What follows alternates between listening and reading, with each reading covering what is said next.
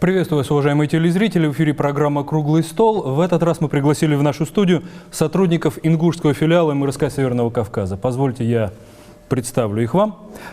Артур Аушев, директор ингушского филиала МРСК Северного Кавказа. Алихан Кузьков, первый заместитель директора филиала. Рашид Барахоев, заместитель директора отделения «Энергосбыт». Лайла Гагиева, помощник директора по взаимодействию с органами власти и СМИ.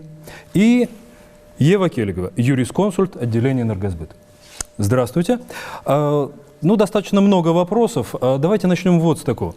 Артур Магомедович, расскажите, пожалуйста, вы ведь получили, вот МРСК Северного Кавказа, получили функцию гарантирующего поставщика в Ингушетии буквально в середине декабря. Расскажите немножко вот об этом объединении и переходе функций. Да, добрый день, уважаемые зрители, уважаемые ведущие.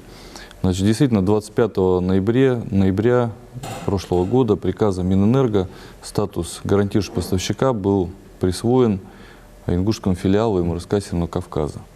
Вот, но это не приз какой-то, это просто предыдущая компания его утерялась, и с огромными долгами, которые накопились за прошедшие периоды, там, миллиардными долгами.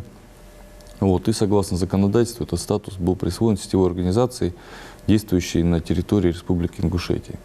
Вот, в данном случае это ингушский филиал МРСК Северного Кавказа. Вот, на сегодняшний день я являюсь руководителем этого филиала. Вот, нам передали сбыт, то есть сотрудники с бытовой организации все практически перешли в сетевую. На сегодняшний день мы ведем деятельность и оказываем услуги как по передаче электрической энергии, так и по продаже, купле-продаже самой непосредственно электроэнергии. То есть мы ее транспортируем, покупаем, транспортируем и продаем, реализуем. Значит, рассчитываемся с поставщиками электрической энергии. То есть на какой-то момент все, кроме генерации, сосредоточилось в одних руках? Да, к сожалению, у нас генерации в республике нету, поэтому приходится пока покупать. Вот. Но такие планы есть у руководства республики, пока только планы. Вот, надеюсь, что они когда-то сбудутся. Вот. Что нам это дает, да, наверное, такой вопрос. Что касается потребителей, в плане цены, тарифов, ничего не меняется. То есть тарифы, они как были, как они регулировались до этого, так они дальше регулируются. А непосредственно региональной энергетической комиссией, в данном случае Республики Ингушетия. Вот. В плане удобства, да, то есть теперь по любым вопросам можно ходить в одну и ту же дверь. Да, если раньше надо было присоединить туда идти, за свет туда, непонятно кто куда. Сейчас все идут в одно и то же место, везде один и тот же руководитель. Потребителям, наверное, удобно. Потребители, мы стараемся, чтобы все было для них. Да.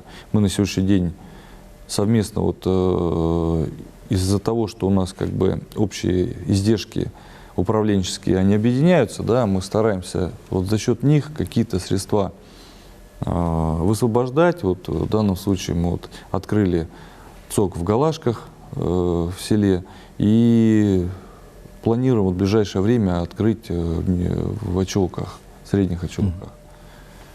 Вот, значит, объединили базу клиентскую, выявили там очень много всяких недостатков, еще чего-то.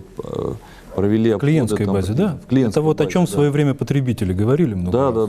Да. Вот о чем весь сырбор у нас был. Вот мы на сегодняшний день максимально уже все вычистили, нашли недостатки, где в бытовом отделении у нас были, где в сетевом. Сейчас пришли к какому-то единому знаменателю и с переходом ушли от разногласий, которые у нас постоянно мешали нашей совместной работе и создавали потребителям некий дискомфорт, да?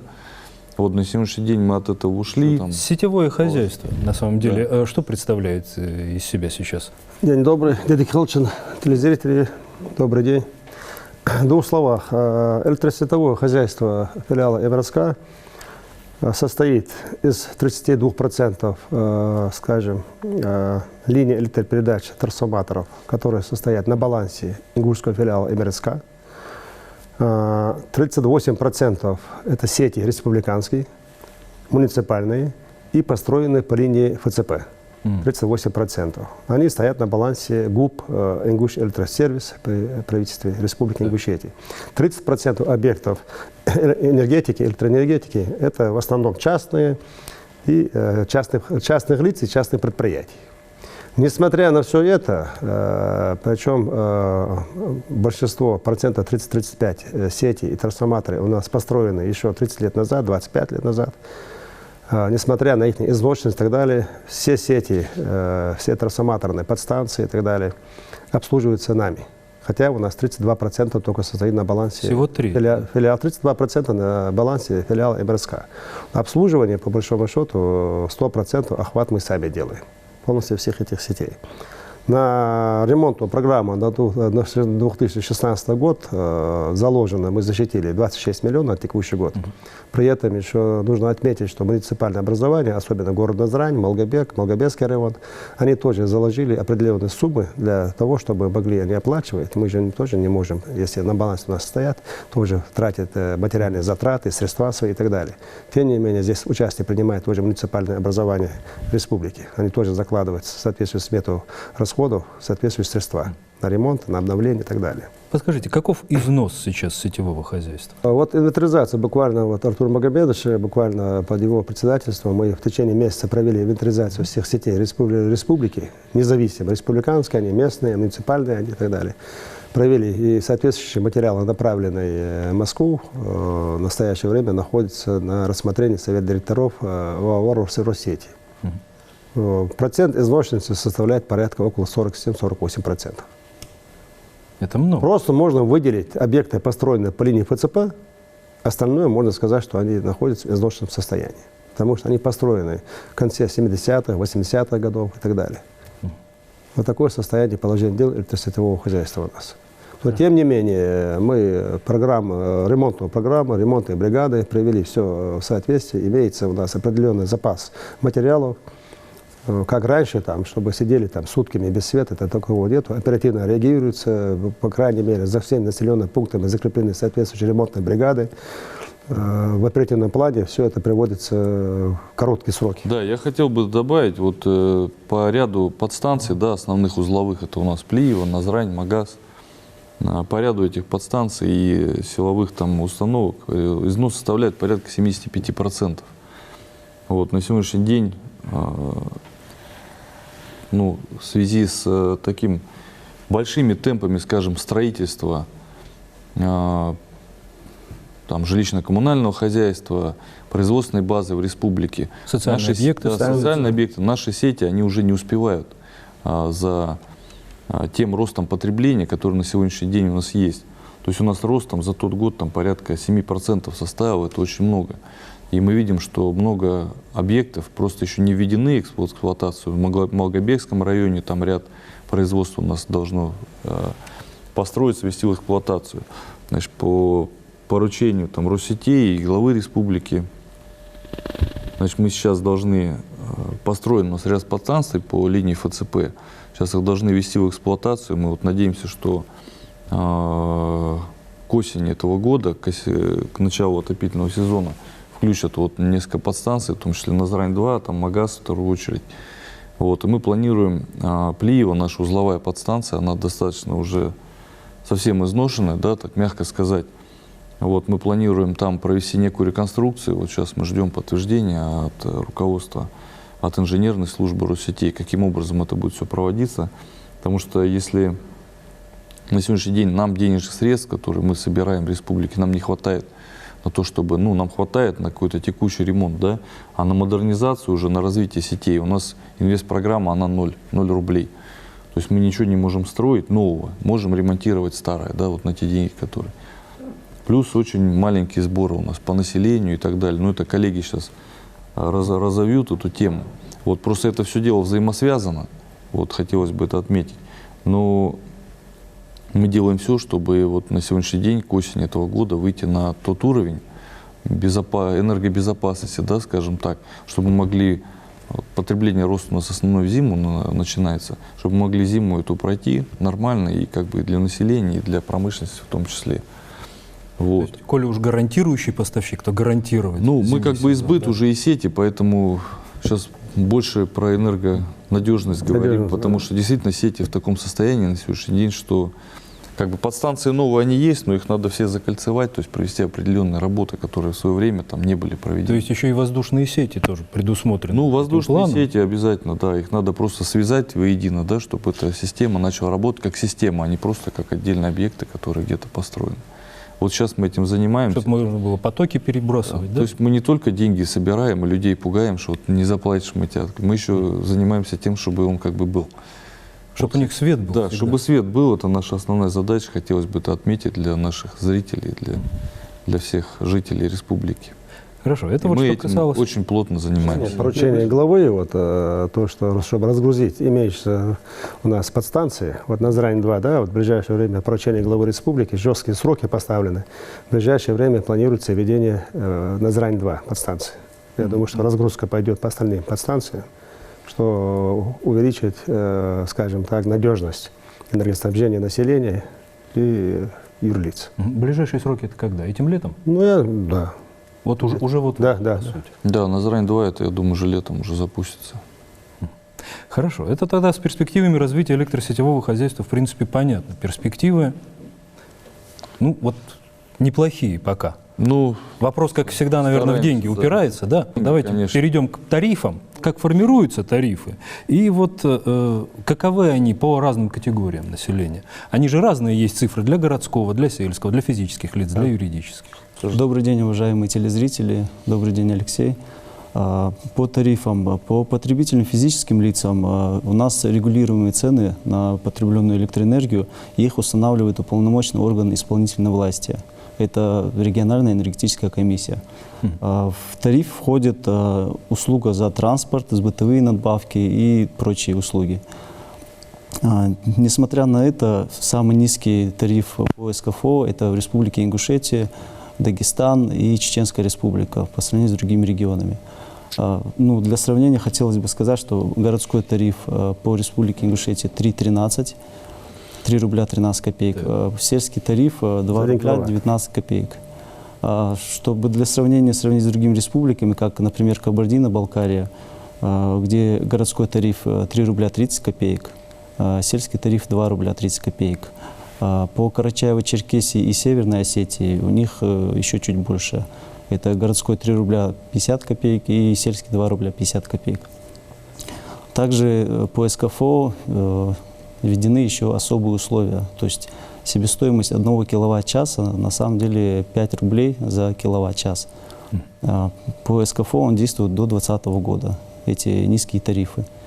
По потребителям юридическим лицам около 5 рублей за киловатт-час, это по Республике Ингушетия.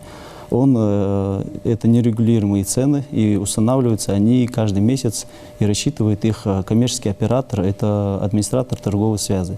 Они устанавливаются на сайте, по которому мы рассчитываем потребителей. Мне говорили, что вот у некоторых коммунальных организаций в Ингушетии есть тарифы, которые не покрывают их себестоимость. Вот ваши тарифы, они себестоимость ведь закрывают? тарифы складываются следующим образом. Собираются все затраты, необходимые на обслуживание сетей, на зарплату, там, самый минимум. Есть норматив. Накладные расходы, да. Давайте так назовем. Покупка генерации и накладные. Не, покупка генерации не берется. Даже это не берем. Так. Она отдельно. Покупка генерации, она формируется там на оптовом рынке, она просто присоединяется к тем затратам, которые у нас существуют, да, условно говоря. Так. Собираются эти затраты и делятся на количество киловатт-часов, потребленных регионом. Условно говоря, потребляем мы там 2 миллиарда киловатт-часов в год.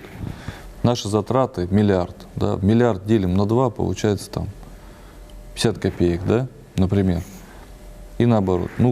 Плюс еще по возможности добавляют инвестиционную составляющую, которая позволяет развивать сети, модернизировать. Вот о чем вы как раз говорите. То есть низкий тариф — это с одной стороны и хорошо, например, да, но с другой стороны плохо. Вот как в Дагестане, там самый низкий тариф, но у них сети просто...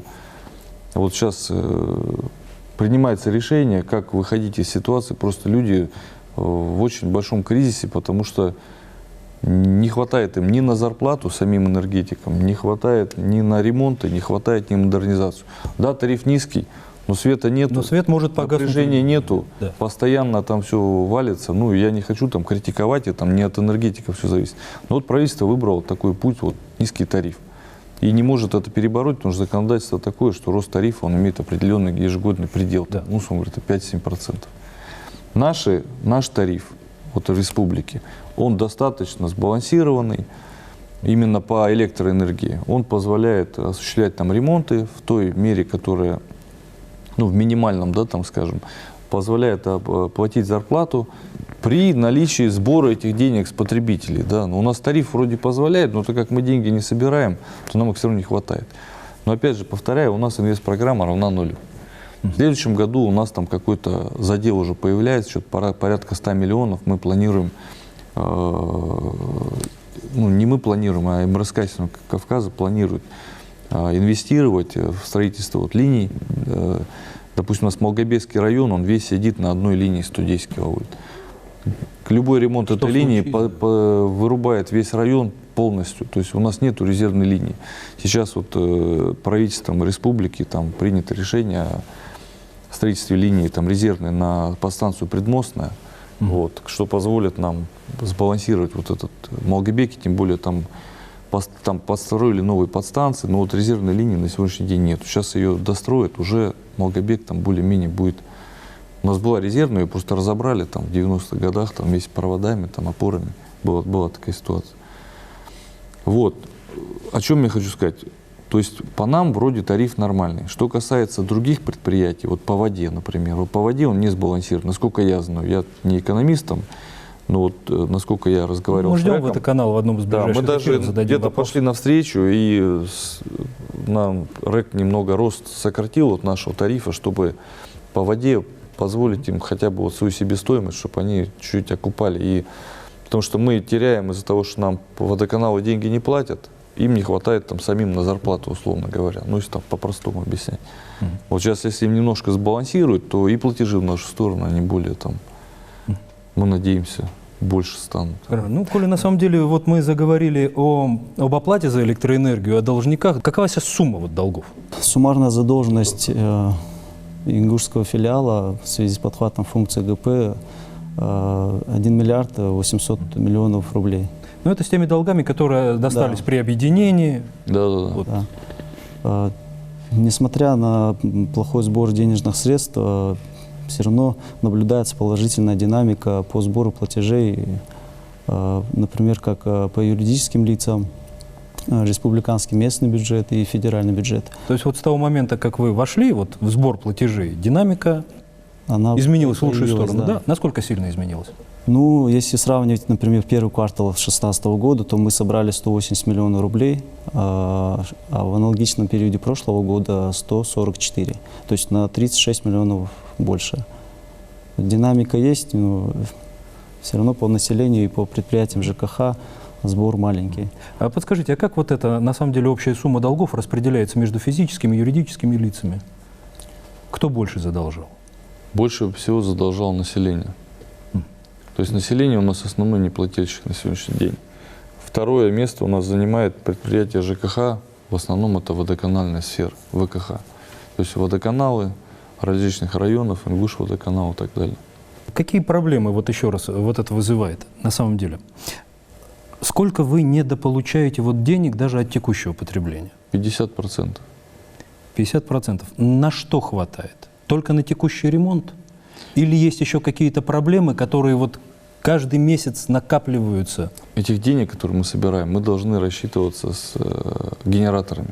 Так. Те, кто производит электроэнергию, то есть в отличие, там, условно говоря, от газа, да, где есть там холдинг, ну, свои они люди произвели сочтутся, да. там, ну, там какие-то компании разные, но все равно, в общем, это одна как бы Это структура. «Газпром», да. Да, у нас разные, это там тот же «Газпром» нам продает электроэнергию, там Интеррао, я не знаю, Росатом. Росэнергоатом, да, ну, многие Курская, производители да. ОГК, ТГК, которые производят, причем, так как у нас особые условия, у нас есть некая привязка, да, мы привязаны практически ко всем генераторам в стране, пропорционально там ихнего производства электроэнергии Так. в первой ценовой зоне, да, так скажем так. Ну, не буду углубляться там в особенности функционирования модели рынка, но так как у нас особые условия, и нам сделали там низкую стоимость электроэнергии, вот, поэтому такая вот ситуация. Вот половину этих денег, которые мы собираем, мы должны отдать генераторам. ну, условно, я просто поделил, половина генератор, половина за передачу, за ремонт и так За далее. транспортировку. За транспортировку, да, за ремонт сетей и так далее. Вот. Ну вот половину мы от половины отдаем, половину оставляем себе, условно. Хотя сейчас у нас, понимаете, как бы Получается ПАО отдавать-то. МРСК – это единая компания, мы филиал. То есть нас МРСК Северного Кавказа на сегодняшний день она датирует где-то. Ну, потому что надо и там закрывать, и здесь, и зарплату все равно надо платить. Поэтому на сегодняшний день мы собираем, сколько мы собираем, а зарплату нам все равно платят, и ремонты там максимально, которые мы должны, мы делаем. Ну, на сегодняшний день нам это позволяет, в отличие там от других республик, где там, ну, вообще никакой динамики нету, и они говорят, вот то, что вы собрали, вот на это как бы и живите. Вот, поэтому на что это влияет? Денег, конечно, на ремонт мы свои все-таки вытрясываем, да, которые нам, ну, необходимы, операционные. Вот. Но, конечно, там не все просьбы мы можем выполнить там, по обслуживанию сетей, те, которые не наши. То есть мы свои 30%-то закрываем. А вот остальные здесь уже, если у нас есть Остальные возможность, 60% все. если есть возможность, мы идем навстречу и главам там как-то помогаем в этом вопросе. Но, честно говоря, уже критическая ситуация. И здесь нам нужна поддержка, да, и в том числе средств массовой информации. В первую очередь абонентов и неплательщиков. Да, проагитировать, чтобы каким-то образом они все-таки начали нам, те, кто не платит, платить. Многие платят, конечно, и большое спасибо за это, то, что поддерживают нас. Вот юрлица на сегодняшний день практически все начали платить. Ну, есть, конечно, какие-то моменты там. Вот, но в основном у нас по населению. Я думаю, по водоканалам глава нас как бы и поддерживает, и журит там в этом направлении. Ну, какой-то там сдвиг сейчас пошел.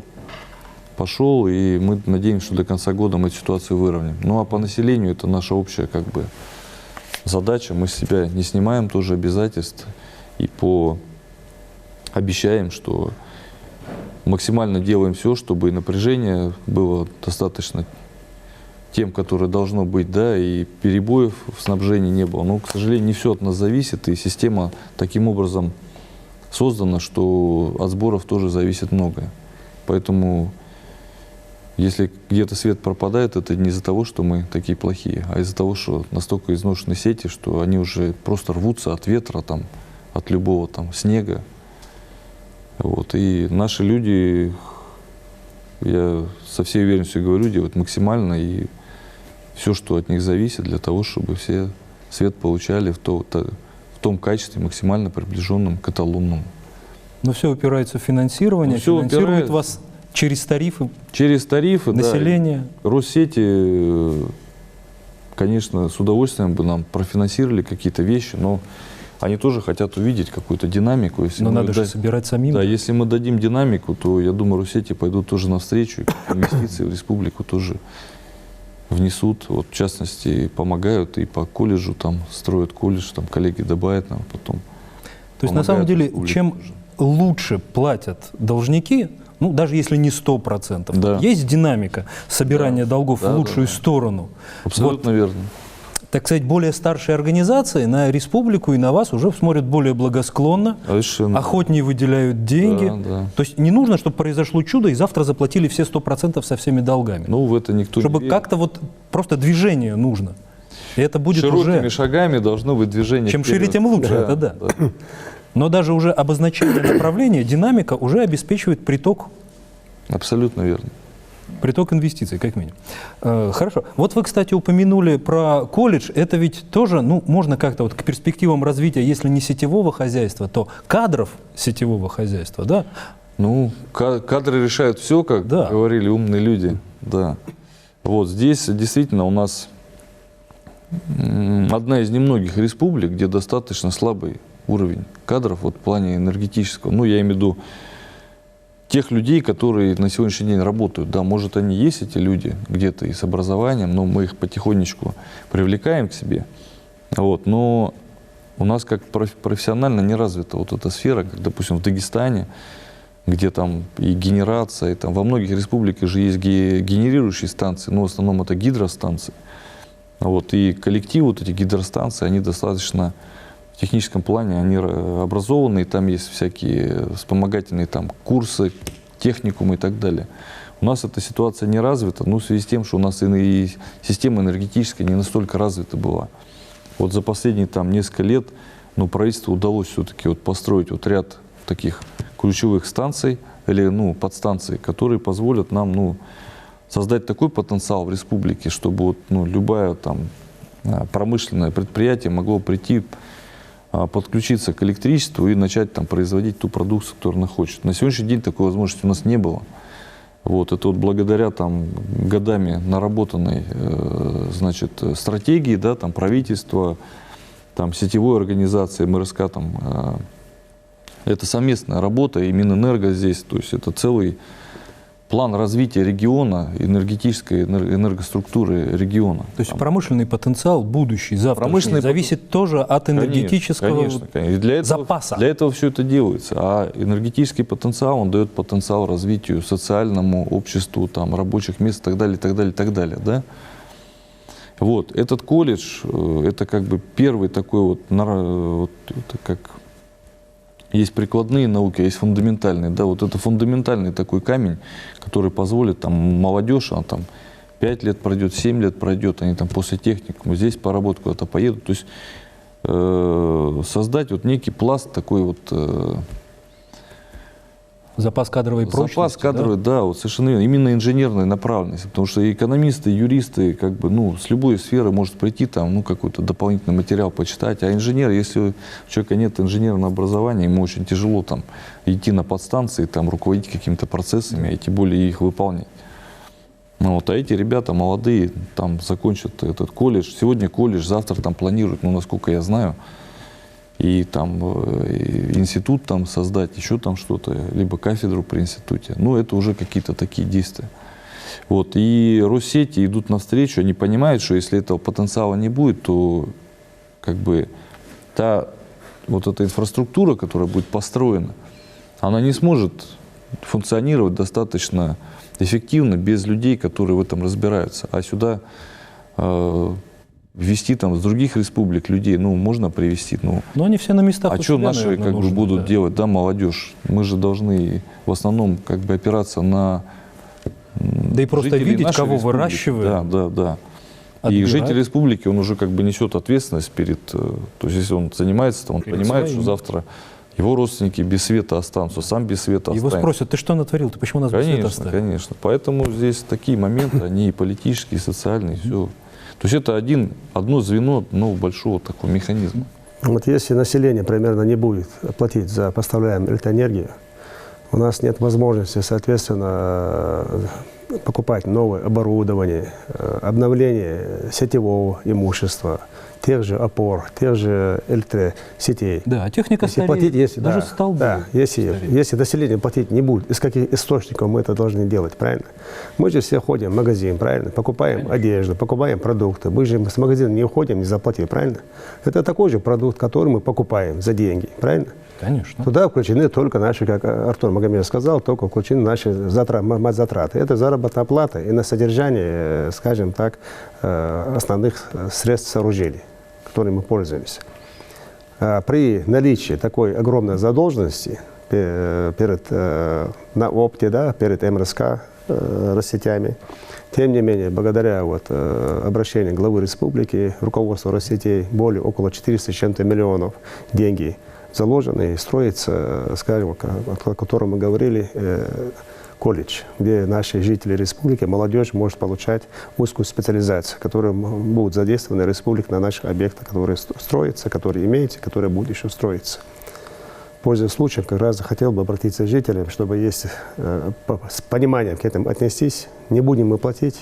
Ну, откуда свету взяться? Да. Это такой же продукт, как обычно мы пользуемся всеми остальными благами. Ну, другой вопрос, что просто некоторая отсрочка все-таки есть. Мы сначала пользуемся в течение месяца, потом платим по счетчику. Не более чем. Но платить все равно ведь надо.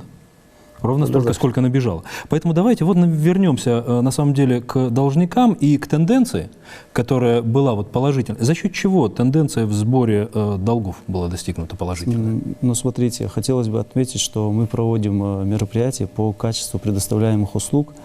Это, например, как СМС-рассылка уведомлений о задолженности потребителей. Это около 12 тысяч СМС-рассылок.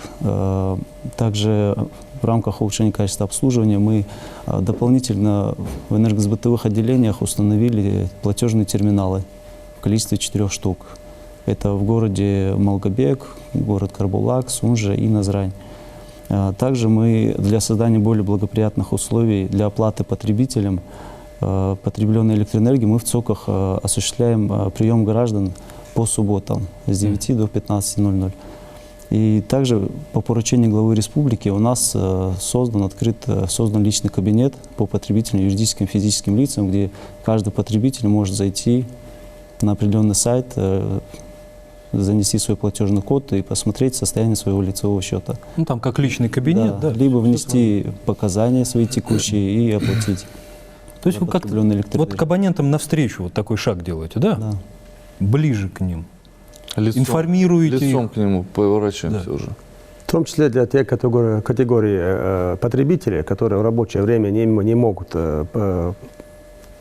прийти примерно, да, покинуть свои рабочие Ну да, кому неудобно. время, да, прийти. Для этого субботу сделали с 9 до 15:00 по скользящему графику. Мы внутри договорились, и рабочий день для ЦОКу сделали специально. Для той категории работников, которые не имеют рабочее время прийти заплатить за услуги ЖКХ. Но при этом вы и часть отговорок отсеяли. То есть СМС-ки вы рассылаете да. с показаниями, с суммами. Совершенно. В субботу вы работаете. Элементарно могут сделать сверку. Вот. Кто у нас в интернете у нас сейчас многие тоже могут зайти. То есть часть отговорок вы сразу отсекаете у неплательщиков. Тоже вот не проходят такие разговоры больше. Что еще, какие меры еще к неплательщикам вы сейчас К неплательщикам планируете? тоже у нас мероприятия проводятся такие, как ограничение потребителей электроэнергии, также физических и юридических лиц.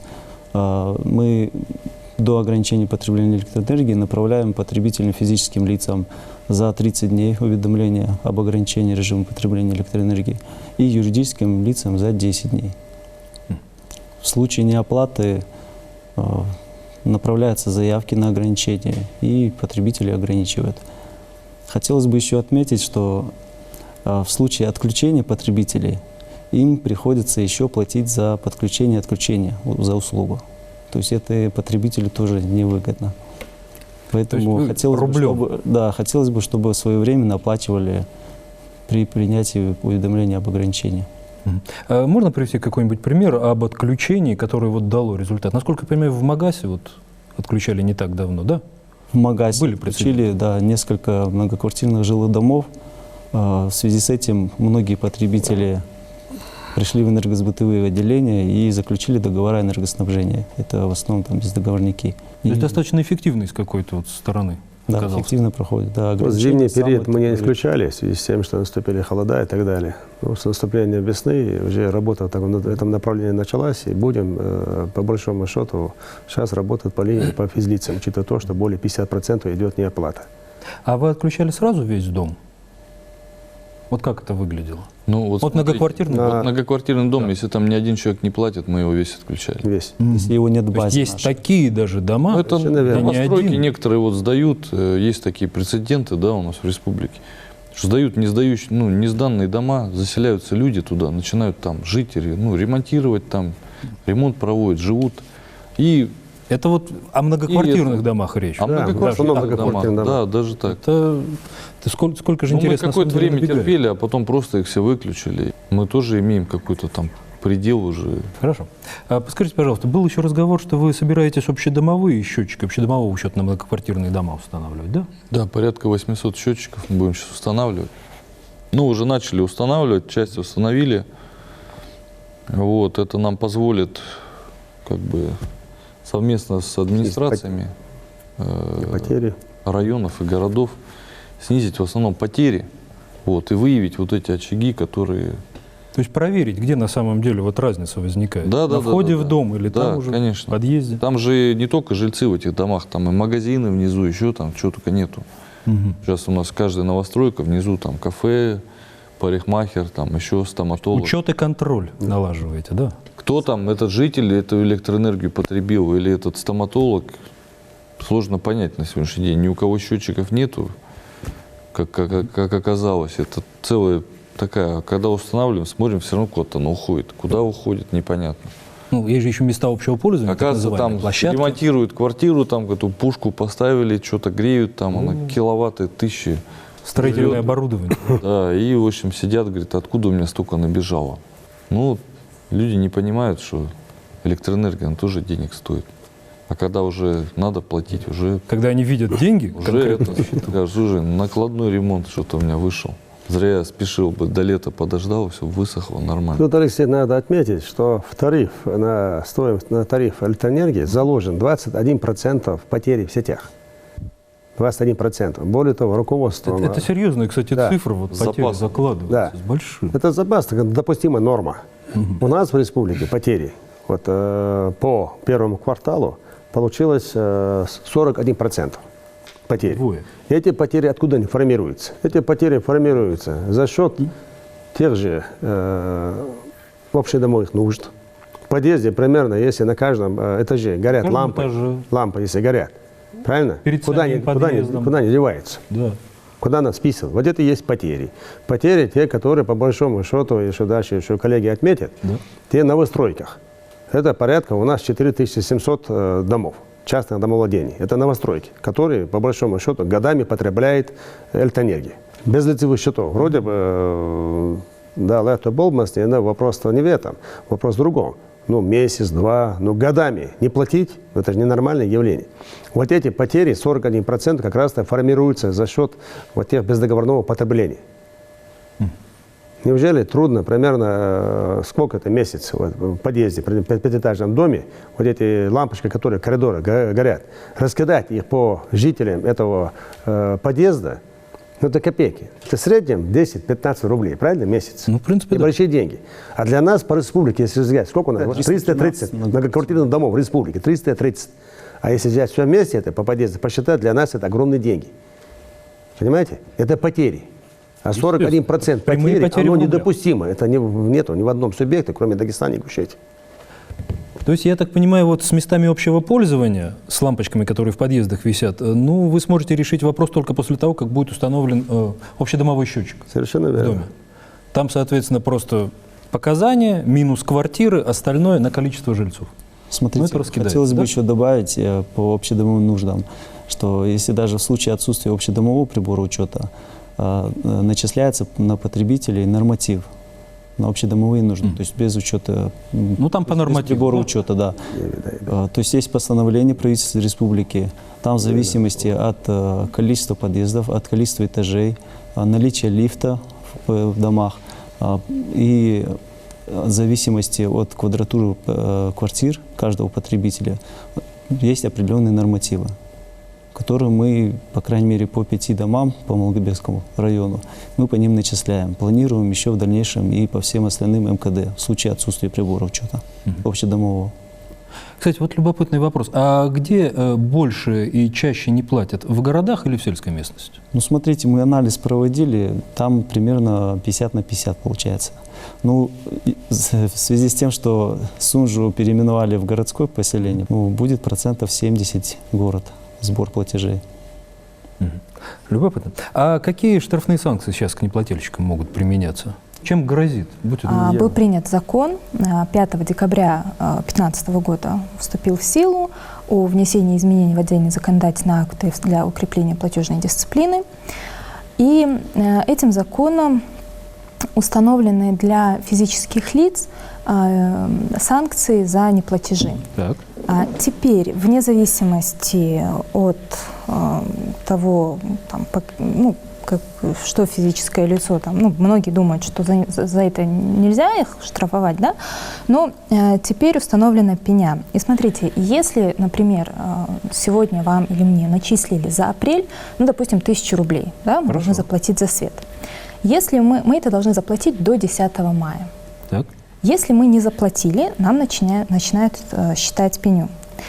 И если, ну вот я просто сделала для примера расчет, если мы заплатим 8 августа вот эту 1000 рублей, нам уже насчитают пеню 33 рубля. Так. Но многие не платят месяцами, да, поэтому если мы заплатим в конце года только, 31 декабря, то пеня будет уже 155 рублей 69 копеек. На один конкретный месяц. Вот на одну эту 1000 рублей. которую- месяц за месяцем Да, пеня разумеется. каждому складываются. Конечно, Настоящий- Серьезный разговор. По истечении 60 дней начисляется пеня. поэтому это достаточно серьезно. Для юридических лиц пеня даже еще больше. Физлицам сделана некоторая поблажка, если гражданин не платит в течение 90 дней, ему пеня небольшая. А вот если больше 90 дней просрочка, пеня уже увеличивается. Такая прогрессивная шкала, да? Прогрессивная, да. Для юридических лиц такого нет. Там с первого дня просрочки уже идет Там пеня, сразу. да. Жесткая, да. И поэтому, если юрлицо эти же 1000 рублей, ну, допустим, да, 1000 рублей не заплатит, к концу года у них уже будет 192 рубля пеня. Серьезно. Артур Магомедович, вы пользуетесь подобными санкциями или пока вот в ежовые такие совсем колючие рукавицы не берете неплательщиков? Ну, Или или подключаете? заставляют. Сейчас мы начинаем уже жесткие меры принимать. Вот, конечно, тем, кто нет возможности, там разные ситуации бывают в жизни, мы стараемся навстречу идти. Но когда мы видим, что люди просто в наглую воруют электроэнергию, да, скажем так, Вы все-таки входите в положение каких-то мы отдельных стараемся категорий? войти в положение любых людей, которые хотят заплатить за электроэнергию хоть какие-то деньги. Любых. То есть я вот всех уверяю, что если там потребитель должен какие-то деньги, и у него там есть, условно говоря, он должен там 2000 рублей, может заплатить 500 рублей, вот пусть он придет их и заплатит эти 500 рублей, мы готовы им пойти навстречу. Ни с какими там этими людьми, которые что-то предлагают там нахимичить, там перемотать, перекрутить, я вообще никому не советую связываться, потому что у нас сейчас вот эти приборы, которые в прошлом году мы установили, приборы каскадоизоляционным управлением, они все потребление, все фиксируют у нас на серверах. То есть что там кто перемотал, это все видно. Абсолютно там никаких проблем нету. Все это в суд попадет, будут взыскивать. А если у человека действительно нет возможности, там какие-то определенные ситуации там или всякое бывает, пусть обращается там в письменном виде, в устном виде, в отделение, в руководство энергосбыта, ко мне лично пусть обращается. Мы готовы пойти навстречу. Но если вот мы видим, что человек вот ворует в наглую, вот просто вот стоит у него там дом там 3-этажный, 5-этажный, машины, все, вот там 500 рублей там, или 1000 он не может заплатить, я считаю, что это просто наплевательское отношение к сотрудникам, к нашим, к энергетикам, вообще к энергетике республики. Мы таких людей будем отключать, и я вас заверяю, очень медленно включать будем, медленно. Вот. Но За по деньги, закону, да? медленно, но все, конечно, в рамках закона. Вот. Потому что другого выхода у нас нет. От этого просто страдают все. Вот с юрлицами более-менее порядок мы сейчас навели. Начали платить и застройщики, всем объяснили, что не для нас это надо, а просто для республики это надо, для того, чтобы свет горел. Вот, вроде как поняли, начали платить. Вот сейчас перешли к населению. Сейчас отопительный сезон закончился. То есть мы зиму подождали. Как не социально трогали. ответственная организация, да? Как ответственные, потому что мы понимаем, что зимой как без света многие от отопления, от электричества идет. Но долг мы записываем, мы его не оставляем. Мы его будем предъявлять и здесь уже по ситуации смотреть. Потому что одна компания уже грохнулась, да, вот благодаря чему мы статус гарантирующего поставщика Вынужденно подхватили, взяли, да, по закону. Дальше, если грохнется эта организация, то грохнутся уже сети. Вот в чем вопрос-то. Вы страшные слова употребляете. Не хотелось бы, чтобы подобное Да не хотелось произошло. бы, конечно. Поэтому и на нас ответственность. И мы максимально сделаем все, что от нас зависит, чтобы этого не произошло. А для этого, на сегодняшний день приходится идти на крайние меры. Другого выхода нет. Артур Иванович, я правильно понимаю, что самая нелюбимая категория неплательщиков у вас – это те, кто вообще не заключают договора? Построили дом, как-то вот накинули крючки на сеть, но даже лицевых счетов не получили. Ну, есть такие. Вот у нас есть застройки, вот на Зране порядка 850 домов, в Карабулаке порядка 350 домов, в Сунже там тоже порядка 700 дворов. Просто у них ни договоров, ничего нету, просто присоединились к этому трансформатору. И вот такая там, вот такая, я не знаю, как это назвать-то, куча этих проводов, непонятно кто к какому дому, вот их просто надо всех выкинуть. Но мы понимаем, что 800 дворов без света окажется, а их выбрать оттуда, ну просто невозможно перебрать. Они там все прикрутились, и трансформатор не наш, они сами поставили. Ну понятно, кто-то когда-то его там включил. Ну сегодня как мы делаем? Мы не идем на крайние меры, вот понятно, что человек построил там, как это все происходило. Ведь, наверное, ему обещали, что там все проведут, ну скорее всего. Вот, и обманули, наверное. Вот, поэтому мы сейчас с администрацией, там, ну, на Зране в частности, с мэром, с Тунгуевым, Алиханом, вот, название улиц присвоили, номера домов определили. Вот сейчас с каждым пытаемся заключить договор. Вот с кем заключим, с тем, значит, заключим. С кем не заключим, ну, будем отрезать уже, кто останется. То есть уже по адресам? По Уже фамилиям. будем, ну, уже у нас есть адреса, у нас уже есть улица. То есть мы можем в судебном порядке взыскивать, если он подключится. Милицию там направлять, что поезжайте по такому адресу. А сейчас мы даже не можем никого туда направить, потому что мы не понимаем, как ему объяснить, куда ехать. Там 800 дворов вот за каналом, ну, все знают этот район. А за ними еще больница стоит, которую, если этих отключишь, там больница отключится. Да, это совсем будет нехорошо. Поэтому, а вот куча этих проводов, там просто непонятно. Вот даже вот электрика отправь, отключи этот дом. Какой там его выдирать, никто не Кто знает. окажется отключен, не совсем ясно. Завтра все это загорится, там этот трансформатор сгорит, все без света останутся. Сами виноваты называется. Но в этом месте вам вот именно еще местная администрация Ну, включилась в администрация, работу. конечно, она понимает тоже свою ответственность, мы понимаем, и поэтому стараемся совместно быстро все это изменять. Ну, быстро ничего не получается, поэтому достаточно быстро стараемся. Ну, стараемся вот не отключать максимально. Люди говорят, мы заплатим. Ну, посмотрим. Подождем. Кто заплатит, значит, так. Но, к сожалению, все равно у них напряжение слабое будет, потому что, ну, они запитаны таким образом, что там не может быть хорошего напряжения. Просто по физическим параметрам. Для того, чтобы у них было нормальное напряжение, нам нормальное техприсоединение провести. А для этого надо собрать все правоустанавливающие документы, которых ни у кого нету, поставить там соответствующей мощности трансформатор, провести соответствующее сечение линий. То есть все в оформление все-таки домовладения, опять же, в заключение договоров Конечно, упирается. Конечно. Алексей, хотел бы отметить просто работу юридической службы, которую они провели буквально за первый квартал и текущий апрель месяц. Есть 3 категории, которые мы выделяем. Это бездоговорное потребление физическими лицами. Это которые вообще договоров нету, счетчиков нету, просто открыто воруют электроэнергию. Есть безучетное потребление. Это имея договорные отношения с филиалом, умудряется мимо счетчиков, приборов учета, проводить провода и воровать мимо счетчиков. И 3-я категория – это злостные неплательщики, у которых дебиторская задолженность имеется. Вот 3 категории физических лиц. В отношении них только вот за первый квартал нами подготовлено на 18 миллионов рублей переданы в суд материалы для принятия решения в отношении тех или иных потребителей, злостных неплательщиков. Вот вы идете и на такие серьезные шаги. Однозначно. Тоже. Передаем в том числе и правоохранительные органы, там, где мы 250 тысяч и более, тогда они имеют право захищения, возбуждать уголовные дела. Только вот сумма 250 и более. В отношении таких юридических и физических лиц мы материалы передаем в МВД Республики Ингушетия. Я Но хотела необходимо было бы добавить. давать. Будьте добры. Может быть, вот когда ситуацию за каналом услышали, потребителям тоже стоит принять все меры для того, чтобы со своей стороны постараться. Потому что опять вот этим же законом, о котором я уже говорила, внесены изменения в Кодекс об административных правонарушениях, и теперь физические лица за самовольное подключение к электрической энергии облагаются штрафом от 10 до 15 тысяч рублей. Это на граждан, на юридических лиц там от 100 до 200 тысяч рублей вообще. Поэтому... То есть как только руки у МРСК дойдут и до этих должников, там все в сумму встанет, да?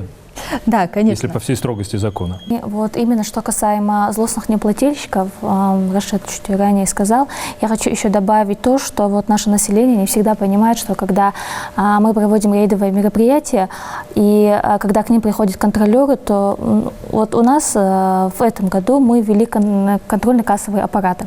Если хотелось бы обратиться к нашему населению, если к вам приходят контролеры с этими контрольно-кассовыми аппаратами, большая просьба оплачивать, потому что недоверие, там, нежелание платить, вот это все проявляется. Агрессия по отношению к нашим контролерам тоже иногда имеет место. Поэтому, если к вам приходят, это для их же блага, так как мы тоже не заинтересованы в том, чтобы применять крайние меры. То есть, если к вам пришли контролеры, большая просьба оплачивать, даже если не всю сумму, которую они намотали, хотя бы частично. Если они будут идти навстречу нам и гасить частично свою задолженность, мы тоже будем идти навстречу им и не отключать их, то есть временить с тем, чтобы вводить режим ограничения потребления электроэнергии. Кроме того, еще хочется добавить, что вот эти личный кабинет, про который мы чуть ранее сказали, по которому наши абоненты могут отследить свою задолженность, внести свои показания, он есть на сайте Ингушэнерго. То есть, если вбить в Google АО Ингушэнерго, высвечивается, там вроде бы все четко, все понятно. И если есть какие-то любые вопросы, там есть номер горячей линии, они тоже могут позвонить, он доступен, он бесплатен, работает с 9 до 6, то есть в любое рабочее время можете позвонить. И также в ЦОКах тоже задать любые вопросы, которые их интересуют. Им специалисты наши ответят на любые вопросы. Что ж, я хотел бы сказать вам огромное спасибо за то, что вы пришли сегодня в нашу студию. А вам, уважаемые телезрители, я хотел бы напомнить, что сегодня мы обсуждали принципиальные вопросы состояния системы энергоснабжения нашей республики и вашей, кстати, тоже. Платежные дисциплины, от которых напрямую зависит благополучие жителей республики, всех вместе и каждого из нас в отдельности. Поэтому я хотел бы вам напомнить, что долг все-таки платежом красен. И попрощаться. Всего вам доброго. До свидания.